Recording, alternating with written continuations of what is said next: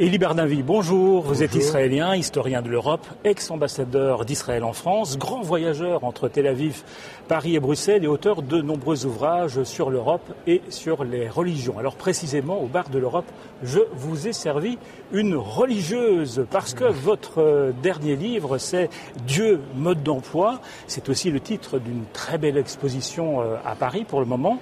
Dieu avec X. Pourquoi X? Parce qu'on le met à toutes les sauces, parce que Dieu revient en force aujourd'hui dans notre société? Non, Dieu avec X, un X un peu différent d'ailleurs de la lettre de Dieu, parce que Dieu c'est le Dieu unique du monothéisme, mais c'est aussi le Dieu des systèmes polythéistes, et que cette exposition, comme l'ouvrage qui l'accompagne, c'est un panorama des religions du monde, plus exactement des pratiques religieuses un peu partout dans le monde.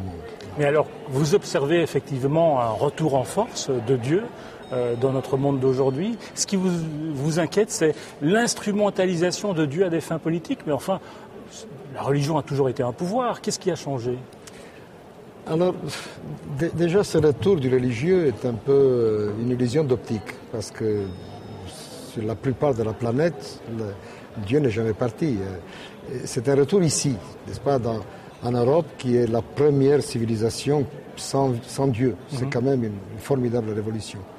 Et quand on parle de retour, il y a des gens venus d'ailleurs et qui ont emporté dans leur bagage une vision de Dieu que vous n'avez plus en Europe, mais qui était aussi celle des Européens il n'y a pas si longtemps. Vous pensez aux islamistes, là?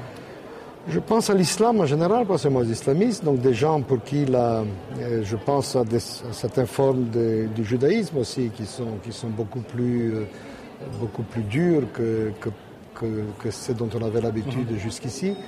Je pense à des systèmes qui ne conçoivent pas de vie sociale et politique, donc sans Dieu.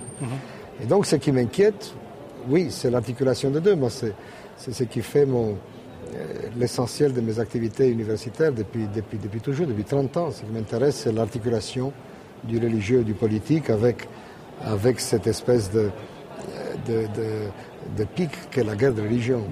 Pour vous, le grand progrès en Europe, c'est d'être parvenu à séparer la politique de la religion, l'État de la religion? C'est une immense révolution. Et si je devais donner une seule cause, si vous voulez, au formidable progrès de l'Occident, je dirais qu'il faut la trouver là. Le fait que le christianisme latin a su non seulement distinguer, mais séparer les deux ordres, le religieux et le politique, le profane et le sacré.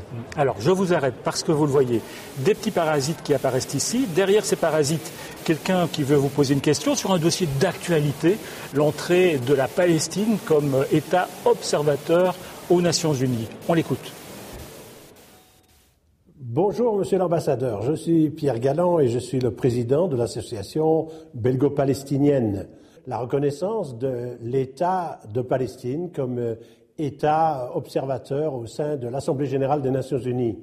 Alors c'est un moment fort attendu par les Palestiniens et qui semble avoir fort secoué l'autorité israélienne, le gouvernement de M. Netanyahou, puisqu'il a même menacé de faire en sorte qu'il y aurait des répressions à l'encontre de M. Mahmoud Abbas au cas où il faisait cette démarche, qui, voilà, elle est faite, avec quand même l'adhésion d'une série de pays européens qui pensent que c'est une bonne voie. Alors ma question, elle est comment vous-même, vous percevez aujourd'hui cette attitude du gouvernement israélien et comment, selon vous, le fait qu'aujourd'hui, deux États vont pouvoir se rencontrer, c'est-à-dire sur un pied plus égalitaire, plus conforme à ce qu'est la règle du droit international et l'état de droit, comment pensez-vous que nous puissions ensemble travailler pour faire en sorte que ce vœu, ce souhait que nous partageons certainement de voir une paix juste et durable au Proche-Orient puisse enfin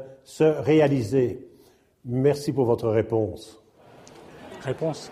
Bonjour, Monsieur Galland. Il y a plusieurs questions, en fait, dans cette question. Il y a ma position personnelle, mais je suis personnellement très favorable à cette reconnaissance par l'Assemblée générale de l'ONU. Je pense que c'est un progrès, c'est d'ailleurs quelque chose de naturel. Nous n'avons pas demandé aux Arabes leur avis lorsque le 29 novembre précisément, 1947, nous avons porté l'affaire devant l'ONU avec les résultats que l'on sait. Mais est-ce que ça risque pas de braquer Israël? Alors, Israël, c'est ça la question que beaucoup se posent. Le gouvernement israélien, évidemment, n'est pas content, mais je note, deuxième élément de ma réponse, qu'ils ont mis beaucoup d'eau dans leur vin et qu'après avoir tempêté et menacé, du coup, ils font machine arrière et ils ont déjà annoncé très officiellement qu'ils ne feraient rien. Effectivement, je ne vois pas trop ce qu'ils pourraient faire. Troisième élément de réponse, est-ce que ça nous avance dans la bonne direction?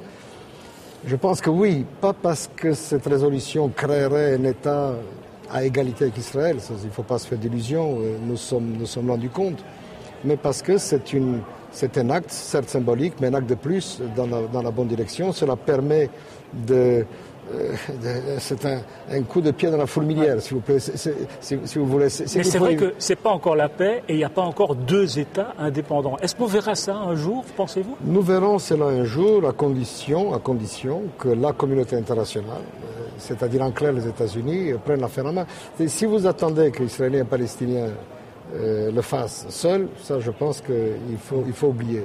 Il faut que les États-Unis, et j'espère qu'Obama, désormais libéré des soucis électoraux, pourra le faire et voudra le faire.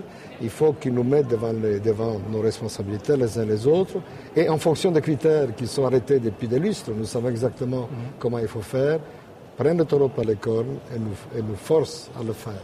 Donc, et à cette condition, oui, on verra un État palestinien. C'est Obama qui doit prendre les choses en main. L'Europe, elle compte pour des prunes? Si l'Europe existait, elle pourrait donner un coup de main. Pour l'instant, l'Europe sur la scène internationale est une fiction. Vous avez encore vu qu'elle va en ordre dispersé à l'ONU avec des États qui disent oui, des États qui s'abstiennent.